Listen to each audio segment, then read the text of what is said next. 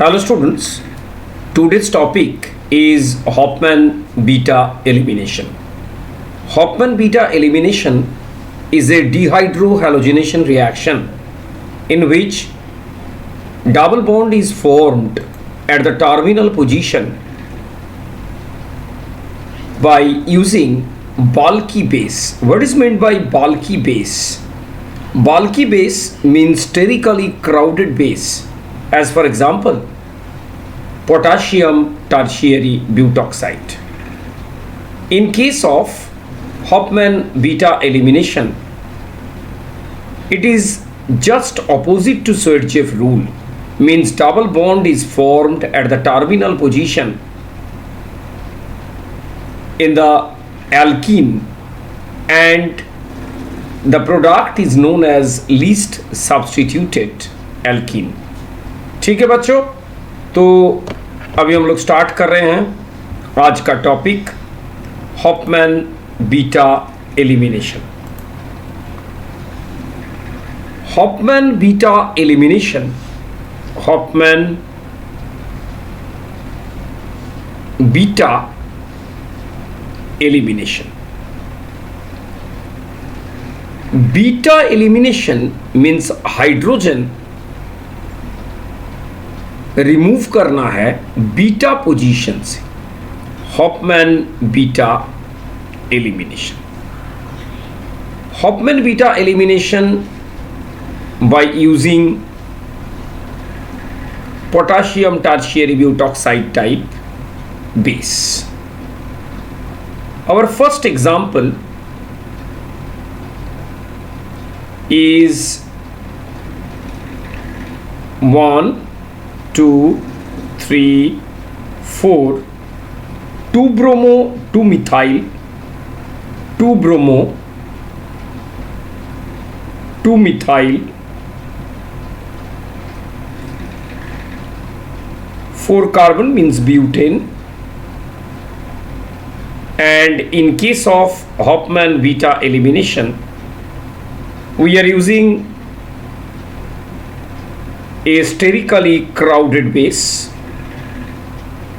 Sterically crowded base, or it is known as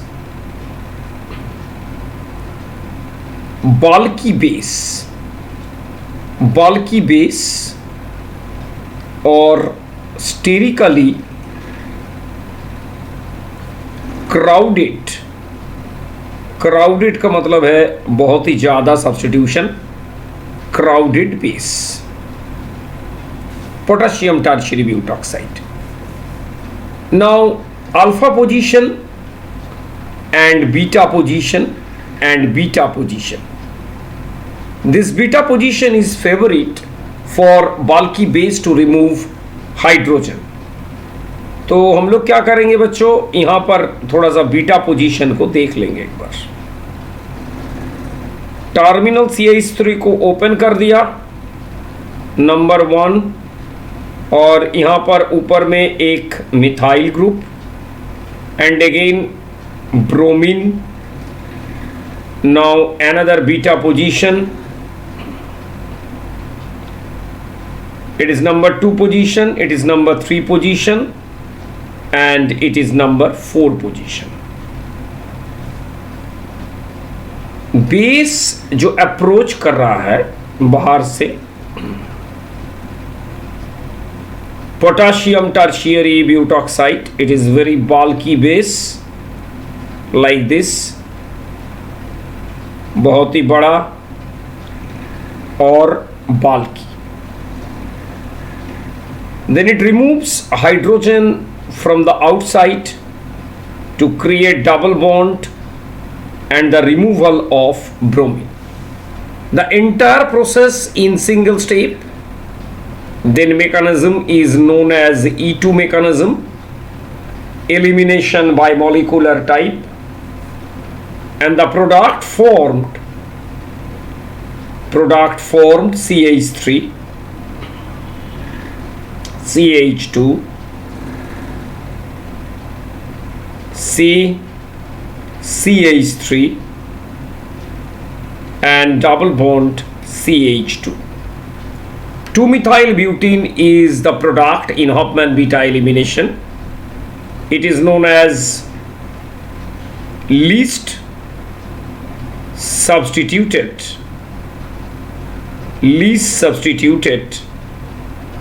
alkene. तो बच्चों E2 में होगा और ए बाल्की बेस तो है और इसका साथ में स्ट्रॉन्ग बेस भी है. तो सिंगल स्टेप में वन स्टेप ए मैकेनिज्म है. एक ही स्टेप में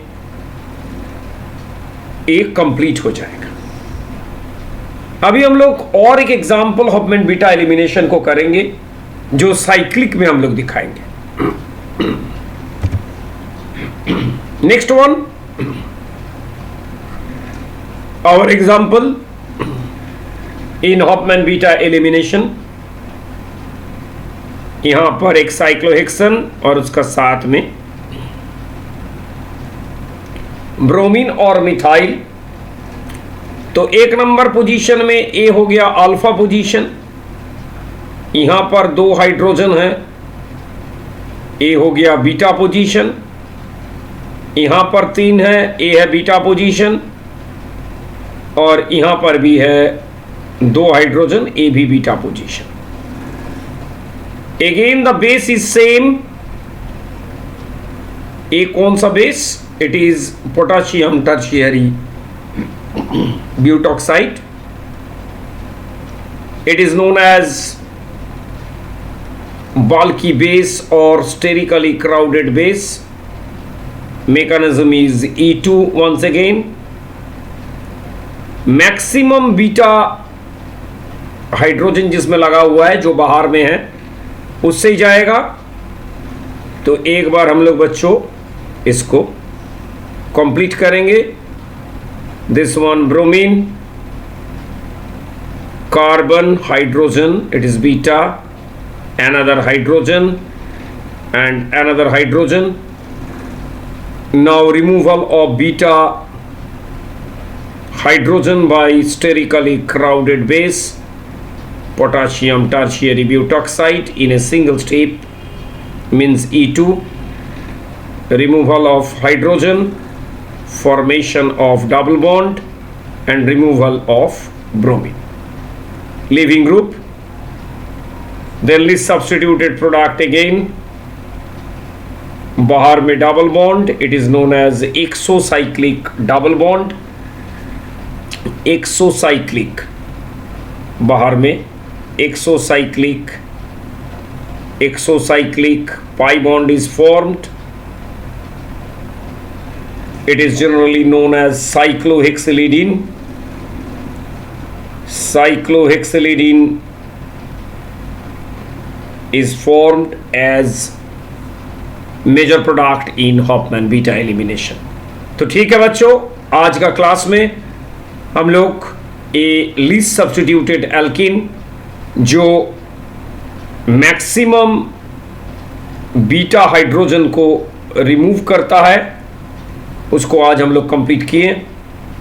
और एक बार पहले वाला page, Hofmann beta elimination. Hofmann beta elimination in case of bulky base, sterically crowded base, least substituted product alkene is the major in single step, and E2 mechanism which is strong base. And for the cyclic compound, exocyclic double bond is formed. Thank you very much. Channel को तुम लोग subscribe करते रहो और देखते रहो. एक का बाद एक मैकेनिज्म का वीडियो आ रहा है. Thank you.